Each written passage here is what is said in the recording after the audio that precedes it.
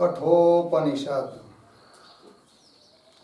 और इस कठोपनिषद ग्रंथ में प्रथम अध्याय में प्रथम वल्ली और प्रथम वल्ली का 23 नंबर का जो मंत्र है उसका विचार हम लोगों ने कल किया है। अब इस 23 मंत्र के भाष्य का विचार करते हैं। ठीक है, तो यमराज जी नचिकेता में कितना त्याग है, कितना वैराग्य है, इस बात को जांचने के लिए उनको प्रलोभन दे रहे हैं कि हे नचिकेता, तुम तृतीय वर्ग के रूप में जिस आत्म तत्व के बारे में पूछ रहे हो उसको छोड़ दो। उसके बदले तुमको चाहे जो मैं देने के लिए तैयार हूँ। बहुत दीर्घ आयु वाले पुत्र पौत्र ये ले लो, बहुत सारे पशु ले लो, हत्ती गज ले लो, हत्ती स्वर्ण घोड़े, बहुत बड़े भूमि का राज्य और ये सब ले लो। इतना ही नहीं, उन सभी भोगों को भोगने के लिए तुम जितना जीना चाहते हो उतना मनसोक्त जियो, कोई आपको रोक टोकने वाला नहीं है। लेकिन इस तृतीय वर्ग के रूप में तुमने जिस आत्म तत्व के बारे में पूछा है उस वर्ग को छोड़ दो।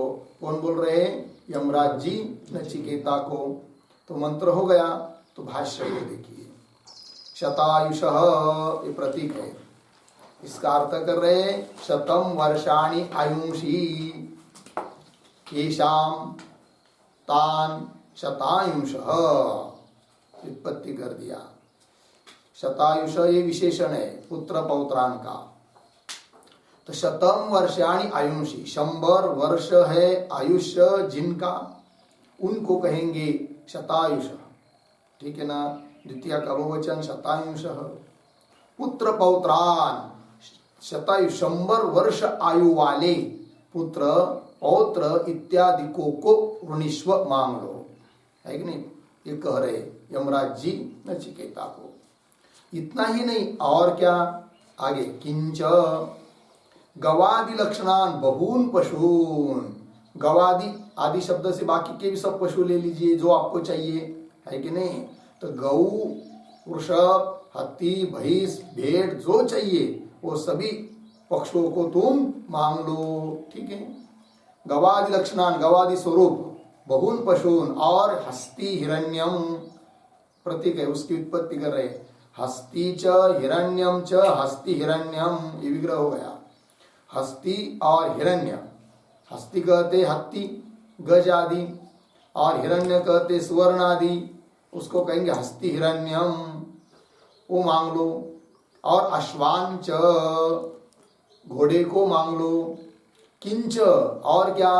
तो भूमि है प्रतीक है, उसका अर्थ कर रहे पृथ्व्याः, उन सब घोड़े आदि को रखने के लिए स्थान चाहिए तुमको, तो स्थान भी ले लो। जितना राज्य चाहिए, पृथ्वी चाहिए, तो भूमि है पृथ्व्या। महद, महद का अर्थ कर रहे विस्तीर्णम, महद प्रतीक है, उसका अर्थ कर दिया विस्तीर्णम।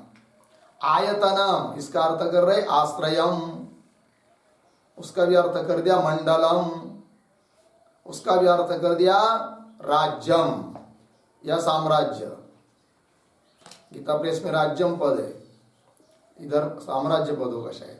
ठीक है ना, तो वो सब, तो मंडल मतलब साम्राज्य, पृथ्वी का साम्राज्य जितना चाहे वो ऋणीश्व मांग लो, ये कह रहे हैं। और क्या? किंच सर्वम अपि एतत् अनर्थकम स्वयं चेत अल्पायु इति अतः आह। ठीक है, तो कोई बोलेगा भाई समझ लीजिए ये सब कुछ दे दिया यमराज जी ने नचिकेता को, आप अभी तक जितना बताया पुत्र पौत्र है कि नहीं, भूमि वगैरह सब दे दिया, किंतु उसकी आयु ही अल्प हो, समझ लीजिए किसकी? नचिकेता की। लेकिन जिसको दे रहे उसकी, तो क्या इन सब चीजों से क्या करेंगे? वो कितना भोग भोगेंगे अल्पायु हो तो इसलिए कह रहे ऐसी भी कोई दिक्कत नहीं है, तुम जितना जीना चाहते हो उतना जी लो, ये भी कह रहे।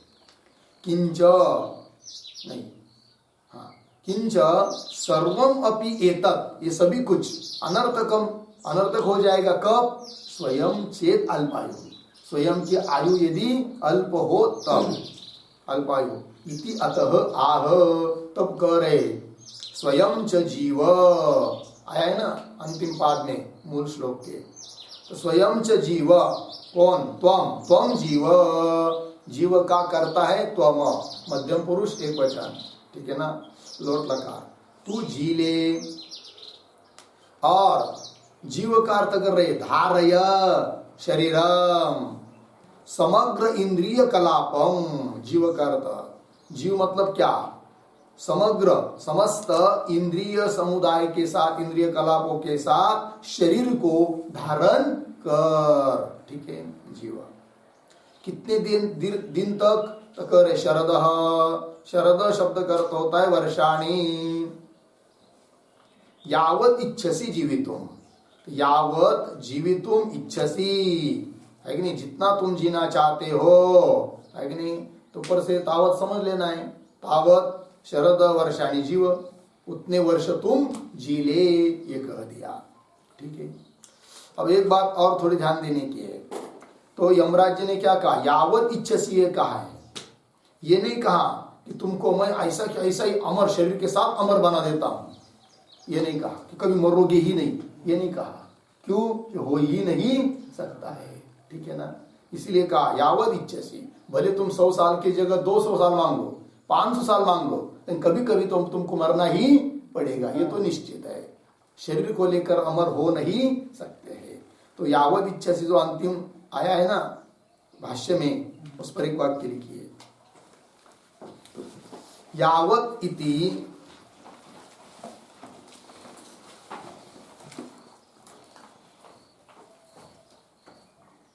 यावत इति काल सामान्ये नपुंसकम,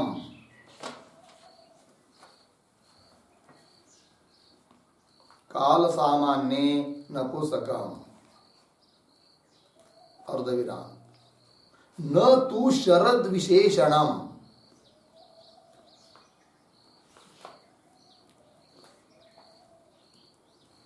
न तो शरद विशेषणम, स्त्रीत्वापातात, स्त्रीत्वापातात, पूर्णविराम, यत् कालावधि इत्यर्थः, यत् कालावधि इत्यर्थः, पूर्णविराम, एतेन एतेन कदापि न म्रियेय, कदापि न म्रियेय इति निरस्तम्, इति निरस्तम्, असंभवात्, असंभवात् इति ध्वनितम्,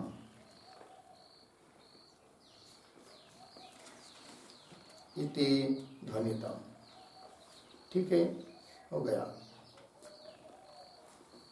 अर्थ। तो यावत ये जो पद है वो नपुंसक लिंग में है, क्यों? काल सामान्य को देखते हुए, काल सामान्य नपुंसकम, यह यावत पद शरद शब्द का विशेषण नहीं है, नहीं तो स्त्रीलिंग हो जाता, ये कह रहे, क्योंकि शरद शब्द स्त्रीलिंगी है।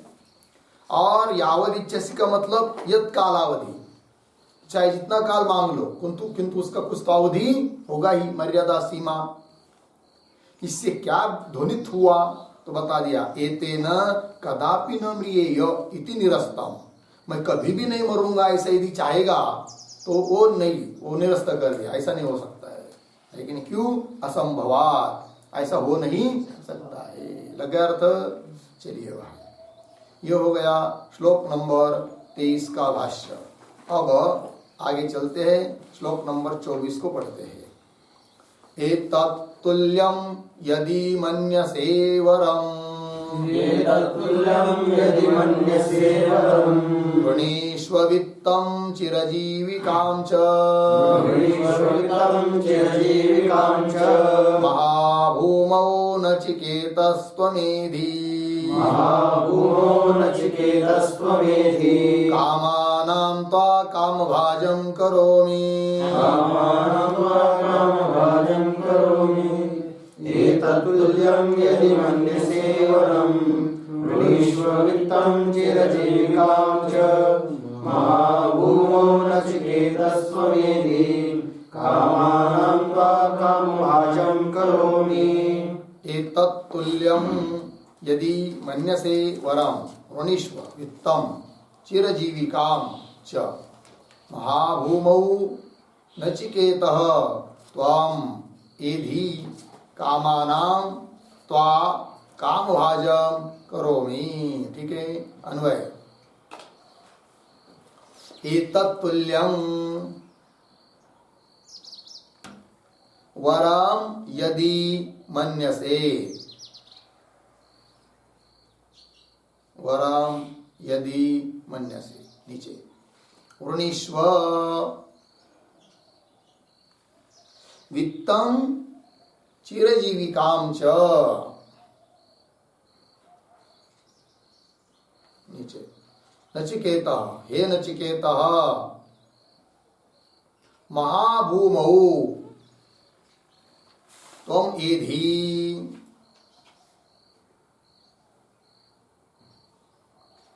नीचे त्वा कामानां कामभाजं करोमि, कामानां कामभाजं करोमि। ठीक है, अब देखिए भाई, तो पुनः यमराज जी उस नचिकेता को लोभ दिखाते हुए कह रहे हैं क्या कि तत्तुल्यम वरम यदि मन्यसे, हे नचिकेता जो मैंने आपको कहा शतायुष पुत्र पौत्र इत्यादि, ये तो मेरे हिसाब से कह दिया। कदाचित हो सकता है जो मैंने कहा आपको देने के लिए वो आपको अच्छा नहीं लगता हो, किंतु उसके सदृश उसके तुल्य भी और भी दूसरा कुछ हो जिसको तुम चाहते हो तो वो मांग लो, उसको मैं आपको देने के लिए तैयार, किंतु उसको मत मांगो। किसको? आत्मज्ञान को। ये बोल रहे हैं एक तत्तुल्यम वरम यदि मन्यसे, मानते हो तुम तो वृणीष्व मांग लो, और क्या वित्त मांग लो, चिर जीविका दीर्घ जीवन मांग लो, या दीर्घ ऐसा हमेशा रहने वाला कोई उपजीविका का साधन वो मांग लो। चिर जीविका के दोनों अर्थ होते हैं। इतना ही नहीं, हे नचिकेता इस महाभूमि में तुम यदि अर्थात तुम सम्राट बनो, राजा बन जाओ। ठीक है, इतना ही नहीं, अरे नचिकेता त्वाम तुझे मैं क्या कर दूंगा, कामानाम काम भाजम करोमि, काम जितने भी हैं उनको भोगने के लिए योग्य ऐसा मैं तुमको बना देता हूं। कामानाम काम भाजम करोमि, एक क्यों ऐसा कर देता हूं कि तुम नहीं कामनाओं को, पदार्थों को, विषयों को चाहेंगे, वो विषय तुमको चाहेंगे। इस प्रकार से मैं आपको करा देता हूं, है कि नहीं? अर्थात अनायास तुमको सब विषय प्राप्त हो जाएंगे, ऐसा करा देता हूं, है कि नहीं? किंतु उस बात को छोड़ दे। किस बात को? आत्मज्ञान को प्रलोभित कर रहे। ठीक है, तो चलिए इस मंत्र के शब्दों का अर्थ लिखते हैं। पहले इसके अवतरणिका के रूप में एक वाक्य लिखिए मंत्र के। यमः पुनः अपि यमः पुनः अपि नचिकेतसां लोभयन् आह, लोभयन् आह एतत् तुल्यम् इति।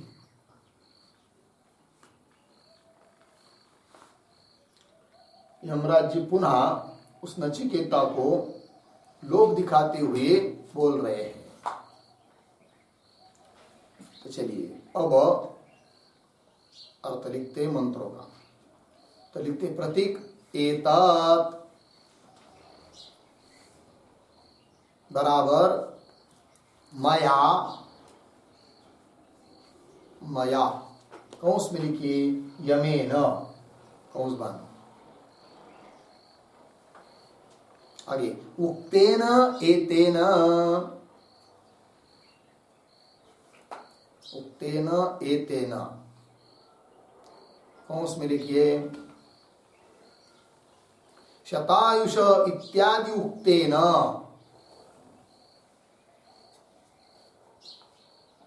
शतायुष इत्यादि उक्तेन पुत्र पौत्रादिना इत्यर्थः। पुत्र पौत्रादिना इत्यर्थः। पूर्ण विराम कौन सा? आगे कौन के आगे तृतीय वरेण,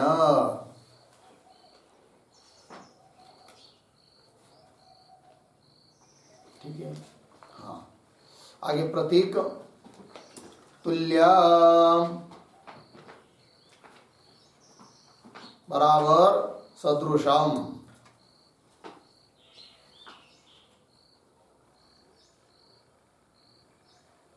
आगे प्रतीक है वरम बराबर अन्यम अपि वरम, अन्यम अपि वरम। आगे प्रतीक यदि मन्यसे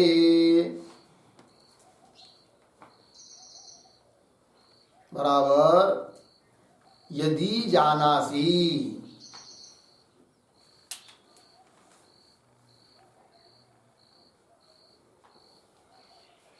ठीक है ना। तो कौंस में तम अपि, तम अपि कौंस बन।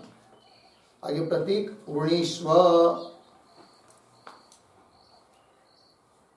बराबर याचस्व, याचस्व पूर्ण विराम। थोड़ा कौंस में लिखते एक वाक्य एकैकं पुत्र धनादीनाम, एकैकं पुत्र धनादीनाम वरत्वेन उपन्यस्य, वरत्वेन उपन्यस्य समुचितम अधुना आह, समुचितम अधुना आह। आगे की तरफ बाण देकर कौन सा बाण। आगे प्रतीक वित्तम, वित्तम बराबर प्रभूतम सुवर्ण रत्नादि रूपम धनम, प्रभूतम सुवर्ण रत्नादि रूपम धनम,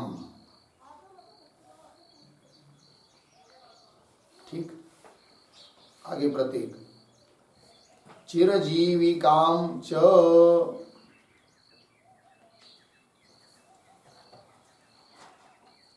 चिरजीविकाम च बराबर परशुरामादिवत, परशुरामादिवत चिरकाल जीवित्वम च,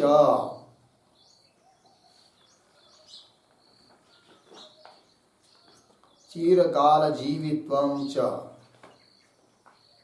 अथवा, अथवा चिरकाल पर्यंताम वृत्तिम, चिरकाल पर्यंताम वृत्तिम, ठीक। ऋणीष्व इत्यर्थः, ऋणीष्व इत्यर्थः पूर्ण विराम। आगे प्रतीक नचिकेतः बराबर हे नचिकेतः,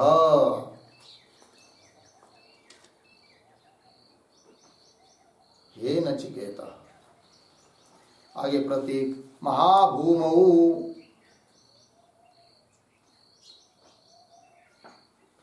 महाभूमौ बरोबर समस्त भूमंडले, समस्त भूमंडले, कौंस में लिखिए महत्याम पृथ्व्याम, कौंस में महत्याम पृथ्व्याम, कौंस बंद। आगे प्रतीक त्वम एधि बराबर त्वम सम्राट भव,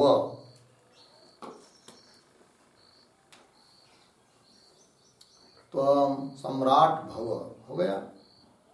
आगे प्रतीक त्वा, त्वा बराबर त्वाम, प्रतीक कामानाम,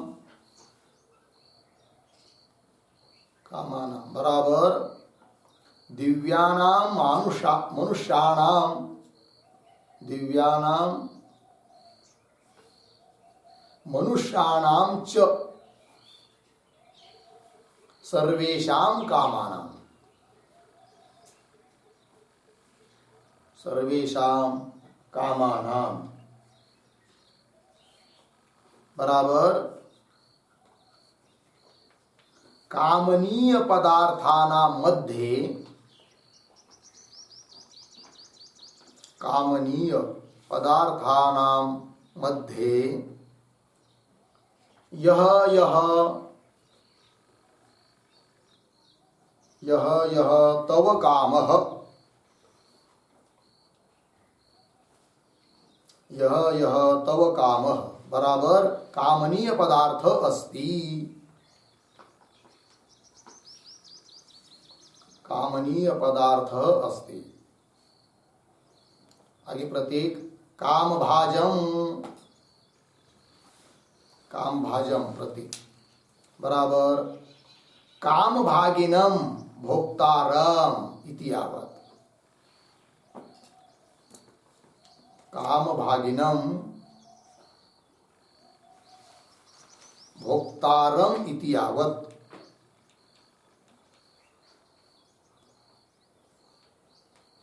आगे प्रतीक करोमि बराबर विदधामि, विदधामि हो गया। अर्थ देखिए भाई, तो यमराज जी कह रहे हैं कि मया उक्तेन एतेन, मेरे द्वारा कहा गया जो यह वर कि तृतीय वर के रूप में मैं जो देना चाह रहा हूं आपको, कौन सा? अभी अभी 23 नंबर के मंत्र में जिसका उल्लेख हुआ कि शतायुष पुत्र पौत्रान इत्यादि से, कि सैकड़ों आयुष्य वाले पुत्र पौत्रादि को मांग लो, ये तृतीय वर के रूप में मैं आपको देना चाह रहा हूं। तो मया उक्तेन एतेन तृतीय वरेण तुल्यम, यदि उसके सदृश दूसरा कुछ आप चाहते हो तो वो भी मैं देने के लिए आपको तैयार हूं। तुल्यम सदृशम वरम अन्यम अपि वरम, और दूसरा भी कोई वर यदि मन्य से, यदि जानते हो समझते हो तो तम अपि वृणीश्व, उसको भी मांग लो। हो गया। चलिए अब एकैकम पुत्र धनादीनाम वरत्वेन उपन्यस्य, अभी तक एक एक कर को पुत्र धनादि को वर रूप से बताकर उल्लेख करके अब समुचितम अधुना आह, समुचित सब मिलकर कह रहे वित्तम और उपजीविका इस शब्दों से, तो वही कह रहे आगे। तो वित्तम, वित्तम का अर्थ कर दिया प्रभुतम, प्रभुत मतलब प्रचुर, बहुत ज्यादा, प्रचुरम प्रभुतम सुवर्ण रत्नादि रूपम धन, और चिरजीविका, तो चिरजीविका के दो अर्थ है। तो क्या परशुराम आदि व चिरकाल जीवित्व, ये करता परशुराम आदि जैसी चिरकाल जीवित है, क्योंकि वो क्या है, चिरंजीव है, 7 चिरंजीव माने गए ना, उसमें परशुराम भी एक है ना, विभीषण आदि, हनुमान राय, हनुमंत राय वगैरह। तो परशुराम आदि की तरह चिरकाल जीवित्व जीवन जीना चाहते हो तो वो भी मैं देता हूं, एक अर्थ हुआ चिरजीविका शब्द का। और दूसरा अथवा चिरकाल पर्यंतम वृत्तिम, वृत्ति कहते उपजीविके का साधन है कि नहीं, जीने का साधन, काम धंधा आदि जो भी कुछ हो। तो चिरकाल पर्यंता मृत्युम वृणीश्व मांग लो। ठीक, आगे नचिकेत, हे नचिकेत, महाभूमौ अर्थात इस समस्त भूमंडल में महान ऐसे पृथ्वी पर त्वम एधी अर्थात त्वम सम्राट भव, तू राजा बन जा, सम्राट राजा बन जा। ठीक है ना। और क्या, त्वा मतलब त्वाम तुझे, कामानाम कामानाम का अर्थ कर दिया दिव्यानाम मनुष्यानाम च, दिव्य काम स्वर्गातले, स्वर्ग में जो स्थित भोग्य पदार्थ है वो दिव्य है, तो दिव्यानाम। और मनुष्यानाम मतलब मनुष्य जिन विषयों को भोगता है वे सब पदार्थ, उनको क्या कहेंगे, मनुष्यानाम। सर्वेशाम कामानाम मतलब कामनीय पदार्थानाम, जो कामना के विषय बनते हैं, इच्छा के विषय बनते हैं कि मुझे ये चाहिए, वो चाहिए, वो चाहिए, वो चाहिए, इस प्रकार से। तो कामनीय पदार्थानाम मध्य यह तव काम, यमराज जी बोल रहे नचिकेता को, जो तुम्हारा काम है अर्थात कामनीय पदार्थ है, अर्थात जिस किसी चीज को तुम चाहते हो वो सब मैं आपको देता हूं, वही दे रहे। पदार्थ अस्ति तो काम भाजम करोमि मतलब उस पदार्थों को भोगने के लिए योग्य मैं तुमको बना देता हूं। काम भागिनम अर्थात भोक्तारम इतियावत, उस पदार्थ का भोक्ता मैं आपको कर देता हूं, बना देता हूं, ऐसा मैं आपको कर देता हूं। कौन बोल रहे, यमराज जी नचिकेता को। हो गया जी, ये हो गया भाई मंत्र का अर्थ। अब इसके भाष्य को देखेंगे।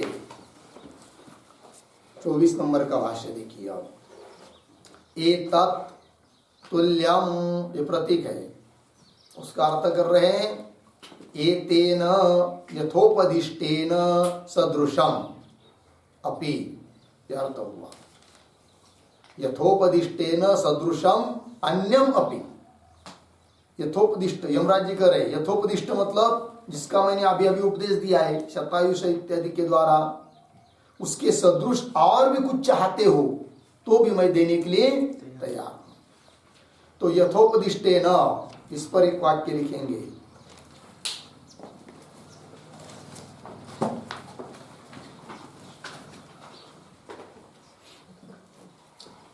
तो लिखते हैं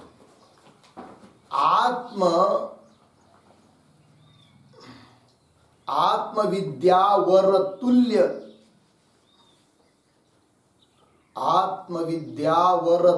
वरांतरस्य,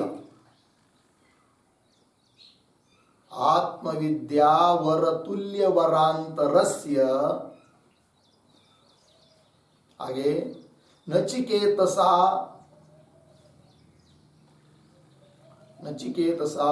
प्रत्याख्यातत्वात्, प्रत्याख्यातत्वात् कंस में लिखिए निषेधत्वात्,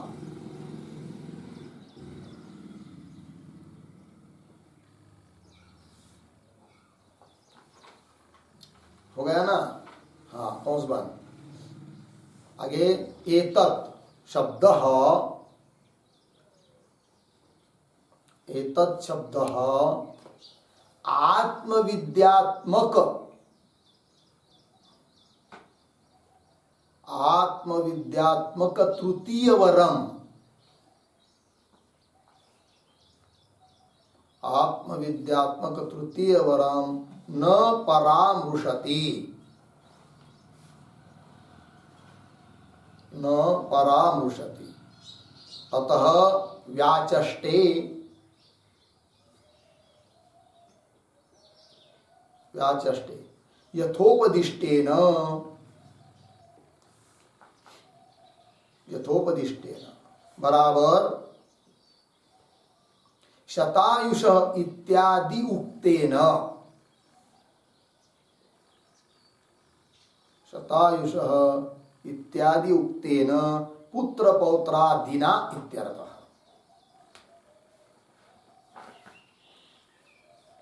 पुत्र पौत्रादिना इत्यर्थ, पूर्ण विराम। ठीक है, तो ध्यान दीजिए भाई। तो मूल मंत्र में पद आया है एतत्तुल्यम, उसी की व्याख्या कर रहे भाष्यकार। तो मंत्रों को पढ़ते समय या भाष्य को पढ़ते समय कोई एतत् तुल्यम का अर्थ कदाचित ऐसा न कर ले। कौन सा? कि यमराज जी जैसे कि नचिकेता को कह रहे हैं कि एतत् तुल्यम, अर्थात हे नचिकेता, तुमने जो तृतीय वर मांगा है आत्मविद्या, उसके तुल्य दूसरा कुछ, ऐसा अर्थ नहीं है। इस बात के लिए टिप्पणी लिख के दी। कोई अर्थ ऐसा कर सकता है कि ये तत्तुल्यम का, क्यों अर्थ नहीं होगा? यमराज के मन में ऐसा अर्थ क्यों नहीं आएगा कि ये तत्तुल्य अर्थात जो तुमने आत्मविद्या मांगी है उसके तुल्य दूसरा कुछ मांगते हो तो मांग लो, ऐसा अर्थ नहीं है ना। क्यों ऐसा अर्थ नहीं होगा? इसलिए नहीं होगा कि उस वर के तुल्य दूसरा कुछ है ही नहीं है, क्योंकि स्वयं नचिकेता ने उसका खंडन कर दिया है। 22 नंबर के अंतिम पंक्ति में आया था कि नहीं, नान्यो वरस तुल्य एतस्य कश्चित्, स्वयं नचिकेता ने कहा है इस आत्मविद्या के अलावा इसके सदृश दूसरा और कोई वर है ही नहीं है।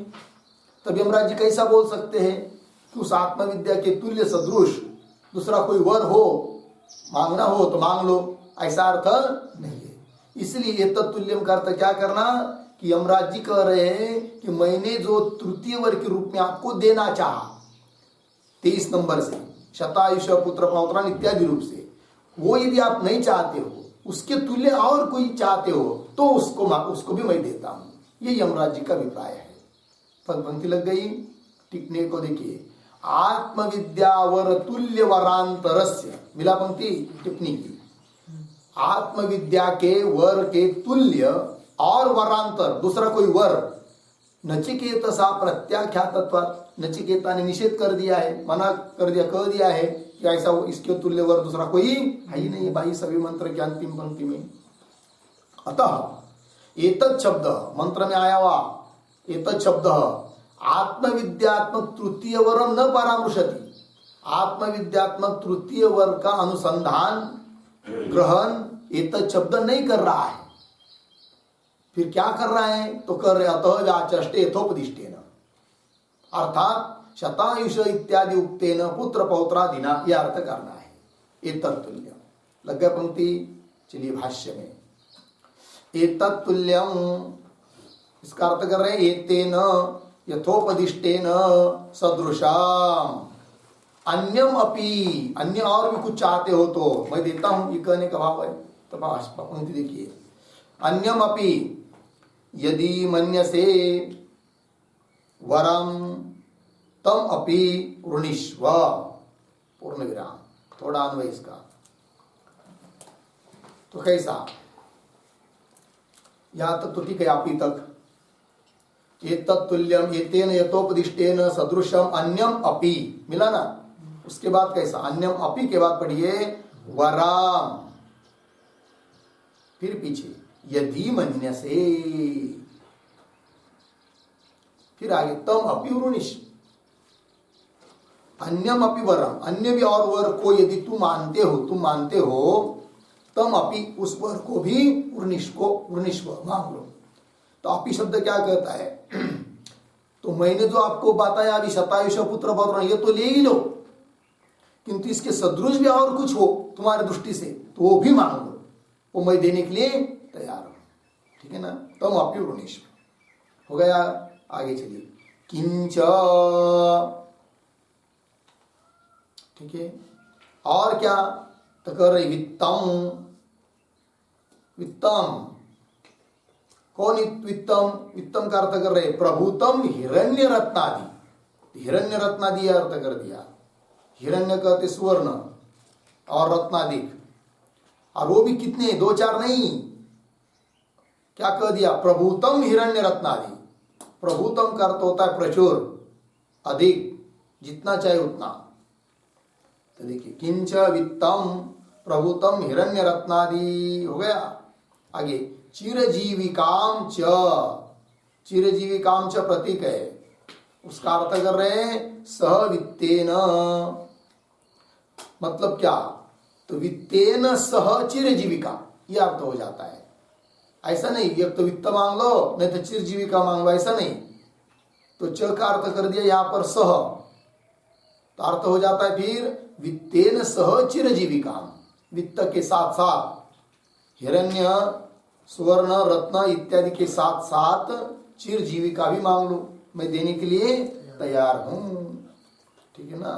तो देखो भाई, चित्त प्रतीक है, उसका अर्थ स हो गया, तो स वित्तेन वृणीष्व इति तत् मांग लो। और चिर जीविकाम का अर्थ चिरम जीवनम, ऐसा लिखिए।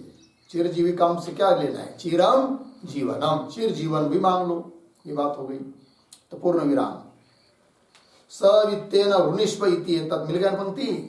आगे चलिए भाष्य में, किम बहुना, अधिक क्या कहे?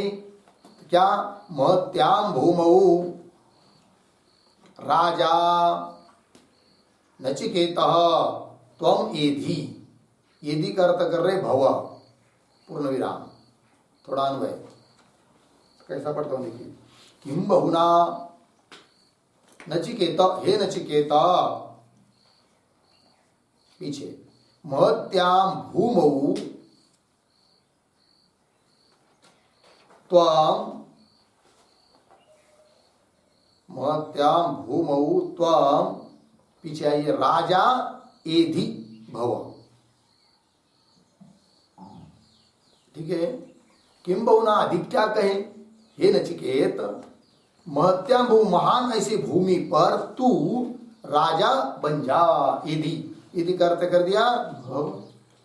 असभूवि धातु है, उसका लोट लकार मध्यम पुरुष का एक वचन हुआ एधि, इसलिए उसका अर्थ कर दिया भव। ठीक है।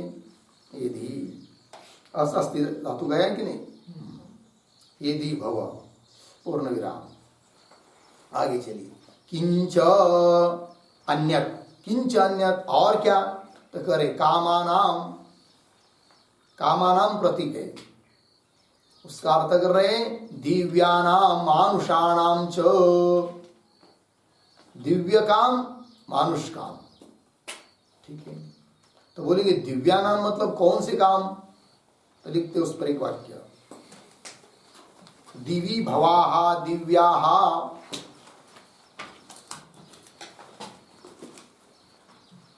दिवी भवाहा दिव्याः, रंभा उर्वशी, रंभा उर्वशी, कल्पवृक्ष, कल्पवृक्ष, कामधेन्वादयः, कामधेन्वादयः, तेषाम दिव्यानाम। ठीक है, ये दिव्य काम हो गए भाई। तो क्या दिवी भवा, दिवी का अर्थ होता है स्वर्गे, तो स्वर्गे भवा, स्वर्ग में, दिव्य लोक में होने वाले जो होते हैं उनको कहते दिव्य। ऐसे काम, उदाहरण रंभा, रंभा, उर्वशी, कल्पवृक्ष, कामधेनु, ये सब मैं आपको देने के लिए तैयार हूं। अब देखिए भाई, कल्पवृक्ष भी, कामधेनु भी। कल्पवृक्ष का मतलब क्या होता है? ऐसा वृक्ष होता है वह, उसके नीचे बैठ जाएंगे, जो भी कल्पना करेंगे मन में, बताने की जरूरत नहीं, केवल मन में आ गया, सोच लिया 2 किलो गुलाब जामुन होते तो अच्छा होता, ले लो, तो थाली तैयार है कि नहीं? अब यहाँ पर हमको श्रीखंड खाने को मिल जाता तो बहुत अच्छा होता, श्रीखंड तैयार। ऐसा कल्पवृक्ष। और कामधेनु भी वैसी होती है, जो मांगोगे वो देने के लिए तैयार रहती है। अब देखिए कितना दे रहे नचिकेता को, कौन? यमराज जी। हम लोग वहां रहते तो हाँ बहुत बढ़िया, ठीक है, आत्मज्ञान सब देखेंगे बाद में ऐसा बोलते है कि नहीं? किंतु देखिए कितना वैराग्य है उसने, किसने? नचिकेता ने। हमको कुछ नहीं चाहिए, ठीक है ना? आत्मज्ञान का कितना महात्म्य है ये भी इससे समझ में आता है। कामधेन्वादय तेषाम। और आगे लिखा है मनुष्य, मानुषाणाम। तो मानुषाणाम क्या बात है भाई? तो उसको भी लिखिए, मनुष्य संबंधिनः मानुषाः,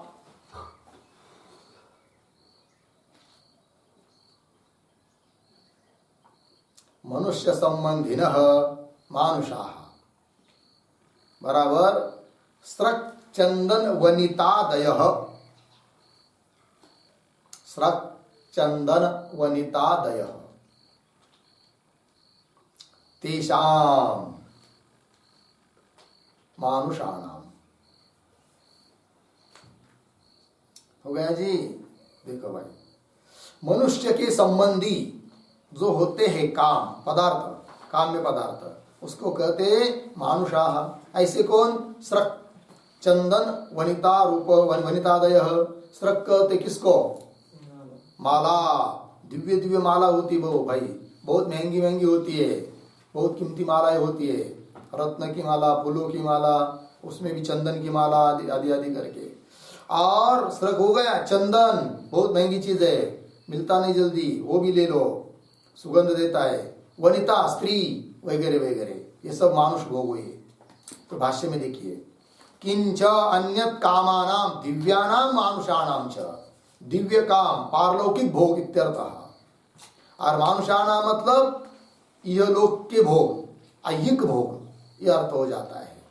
ठीक है ना जी, ऐहिक भोग, यह लोक के विषय। च हो गया पंक्ति। किंचन्य कामानाम दिव्यानाम मानुषाणाम च। आगे देखिए, त्वा, त्वा प्रतीक है, उसका अर्थ कर रहे त्वाम। काम भाजम प्रतीक है, उसका अर्थ कर रहे हैं काम भागिनम, उसका भी अर्थ कर रहे कामार्हम। हो गया जी। आगे चलिए, करोमी, सत्य संकल्प ही अहम देव। ठीक है, अब चलिए भाई अर्थ देखते हैं। तो देखिए पुनः फिर से, किंच अन्यत कामानाम दिव्यानाम मानुषाणाम च। हो गया ना। इसके बाद कैसा पढ़ना है? तो एक दो शब्द छोड़कर आगे कर लीजिए पहले। च काम भाजम, काम भागिनम, कामार्हम, फिर पीछे आइए, त्वा, त्वाम करोमि। यमराज जी कह रहे नचिकेता को, दिव्य और मानुष ऐसे जो काम भाज है, मनुष्य है, काम कामना के विषय है, कामा नाम का अर्थ हो गया वो, उनके लिए क्या मैं कर दूंगा आपको? काम भाजम करोमि। कामा नाम का अर्थ हो गया दिव्य भोग और इहलोक के भोग, उनको भोगने के लिए काम भाजम, काम भोगने के लिए योग्य, काम्य पदार्थों को भोगने के लिए योग्य ऐसा मैं तुमको बना देता हूं। कौन कह रहे? यमराज। वही काम भाजम, काम भाजम, भाजनम, काम भाजम का अर्थ कर दिया काम भागिनम, उसका भी अर्थ कर दिया कामार्हम, उसका भी अर्थ कर सकते हम लोग काम योग्यम, है कि नहीं? काम योग्यम मतलब कामनीय पदार्थ भोगने के लिए योग्य ऐसा मैं तुमको त्वाम करोमि बना देता हूं।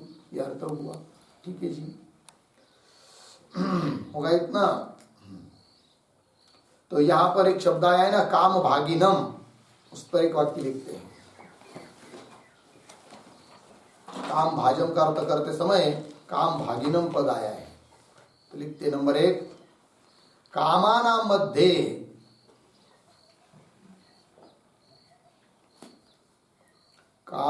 मध्ये त्वत् इच्छा विषयीभूत,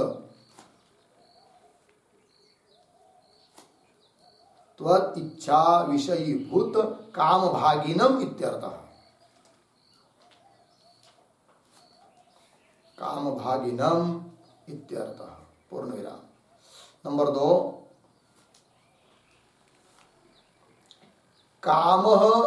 कामाः एव, कामाः एव त्वाम् अभिलषन्तु, अभिलषन्तु बराबर त्वत्प्रयासम अंतरेण, त्वत्प्रयासम अंतरेण ते कामाः त्वाम् आगच्छन्तु इत्यर्थः, त्वाम् आगच्छन्तु इत्यर्थः, पूर्ण विराम। संकल्प लभ्य इष्ट कामम इति यावत्, संकल्प लभ्य इष्ट कामम इति यावत।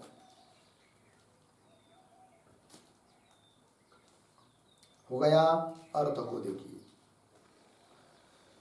तो काम भागिनम का अर्थ हो जाता है काम भाजम अर्थात काम भागिनम, उसका अर्थ कर दिया कामाना मध्य, कामनीय पदार्थों में से त्वद इच्छा विषय भूतम काम भागिनम।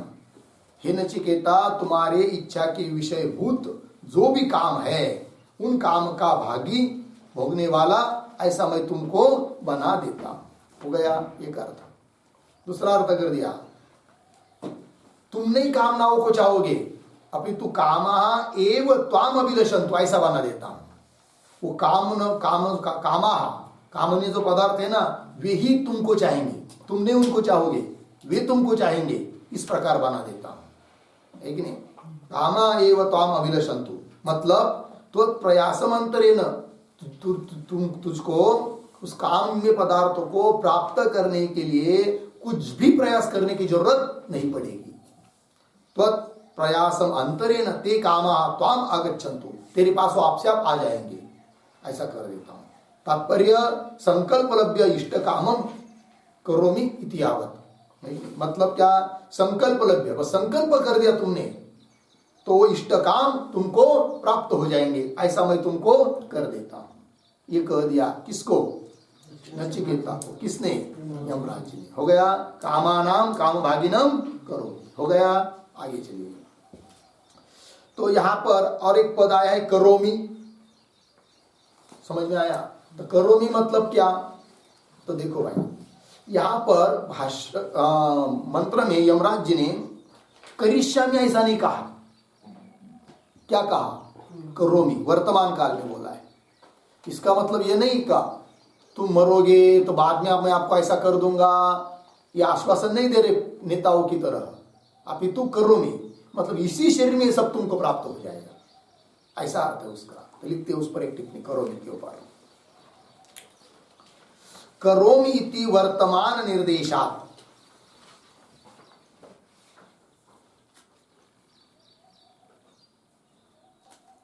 करोमि इति वर्तमान निर्देशात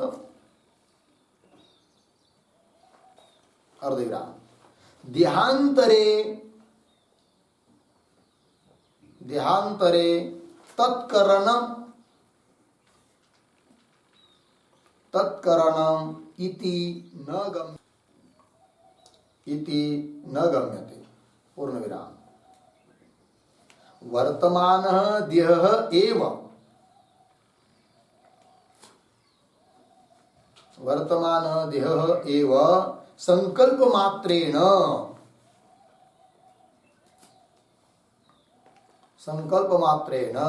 तथा कर्तुं शक्नोमि, तथा कर्तुं शक्नोमि अर्धविराम। मम सत्य संकल्पवत्वात् इति भावः, मम सत्य संकल्पवत्वात् इति भावः। ठीक है, अर्थ देखिए भाई। तो करोमि यह वर्तमान कालीन निर्देश हुआ है, लट लकार का प्रयोग हुआ है।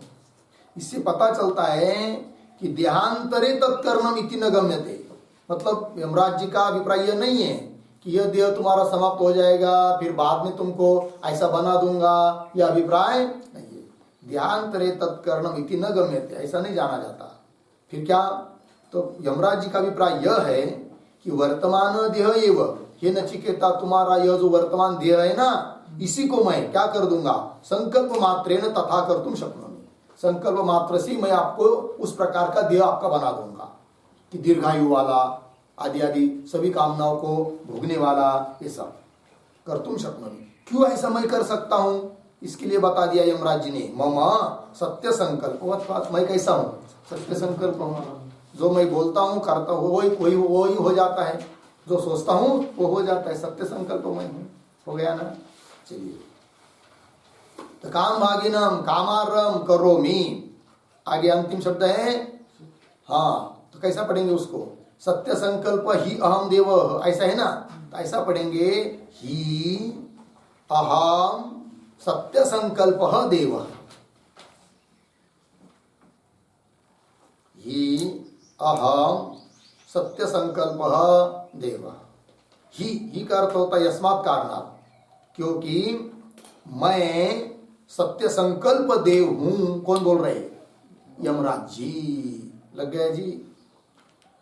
अब यमराज जी सत्य संकल्प है, तो क्यों सत्य संकल्प है भाई? तो उस पर भी एक वाक्य लिखेंगे।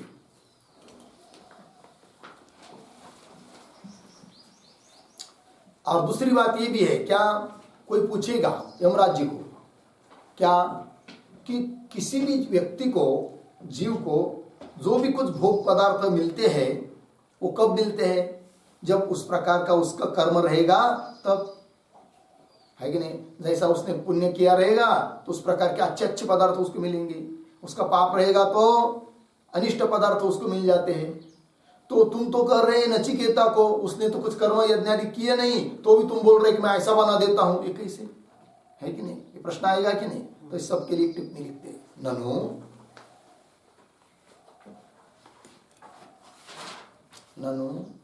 अकृत कर्मणः पुंसः अकृत कर्मणः पुंसः इष्ट प्रदाने तव सामर्थ्यम कुतः? तव सामर्थ्यम कुतः इति आशंक्य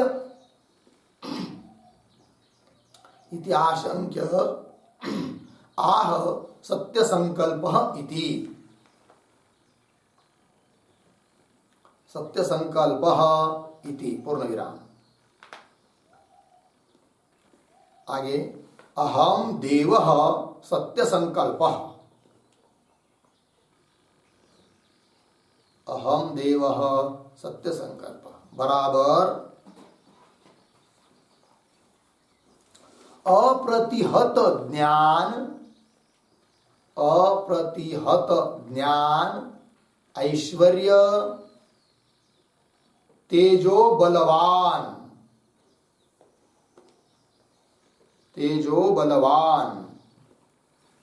तस्मात्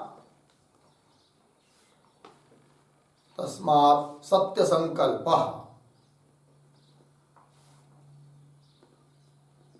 सत्य संकल्प अर्धविराम तस्मात् सामर्थ्यम यमस्य इत्यर्थः। तस्मात् सामर्थ्यम यमस्य इत्यर्थः। अर्थ देखिए भाई, ननु कोई पूर्व पक्षी पूछेगा कदाचित यमराज जी को कि अकृत कर्मण, मतलब जिसने कुछ यज्ञ आदि के अच्छे कुछ शुभ कर्म किए ही नहीं हो, ऐसे पुरुष को अकृत कर्मणा पुंस इष्ट प्रदाने, उनको तुम इष्ट पदार्थ देना चाह रहे हो। उस इष्ट प्रदाने तव सामर्थ्यम कुतो, तुम्हारे में कैसा सामर्थ्य है? फिर उसने कर्म कुछ किया नहीं और उसको तुम इष्ट देना चाह रहे हो, तो कैसा दे पाओगे? कैसा सामर्थ्य है तुमने? कुतो सामर्थ्यम इति आशंक्य, ऐसी शंका करके उत्तर दिया है क्या? सत्य संकल्प। मैं क्या हूं? सत्य संकल्प, इसलिए मेरे में वो सामर्थ्य है, वो कह दिया। तो अहम देव सत्य संकल्प, मैं सत्य संकल्प हूं। क्यों सत्य संकल्प है? तो कह दिया कि मेरा ज्ञान, मेरा ऐश्वर्य, मेरा तेज कैसा है? अप्रतिहत। मनुष्यों का जो ज्ञान, ऐश्वर्य, ये सब होता है ना, तेज, ये सब कैसा है? प्रतिहत होता है, मतलब वो चला जाता है, कोई क्या उसका बाद भी हो जाता है। हम लोग का जैसा ज्ञान है वो कोई यथार्थ ही ज्ञान रहेगा ऐसी बात नहीं है। हम लोग का ऐश्वर्य वैसे ही बना रहेगा ऐसी बात नहीं, वो प्रतिहत है, खंडित हो जाने वाला है, नष्ट हो जाने वाला है। किंतु यमराज जी कहते मेरा ज्ञान, मेरा ऐश्वर्य, मेरा तेज क्या है? अप्रतिहत है, कोई उसको मेरा क्या छीन नहीं सकता है। ठीक, अप्रतिहत ज्ञान ऐश्वर्य तेजो बलवान मैं हूं, इसलिए तस्मात् सत्य संकल्प, इसलिए मैं सत्य संकल्प हूं।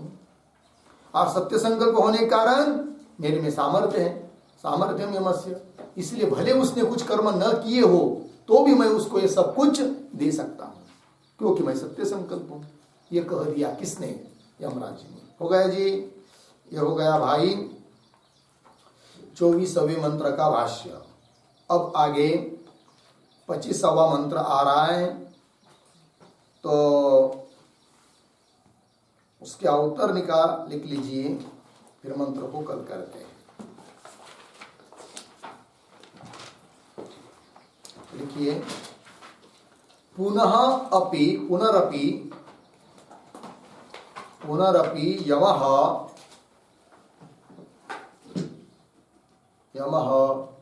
नचिकेतसं प्रलोभयति।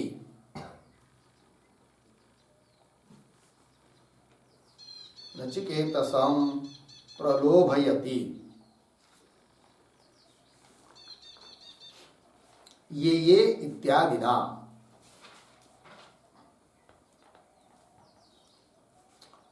ठीक, अब पुनः यमराज जी उस नचिकेता को प्रलोभित कर रहे हैं और कुछ दिखा रहे हैं कि ये लो करके, ऐसा करके।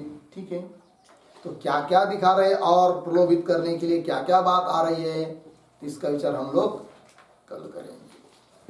ओम पूर्णमदः पूर्णमिदं पूर्णात् पूर्णमुदच्यते पूर्णस्य पूर्णमादाय पूर्णमेवावशिष्यते।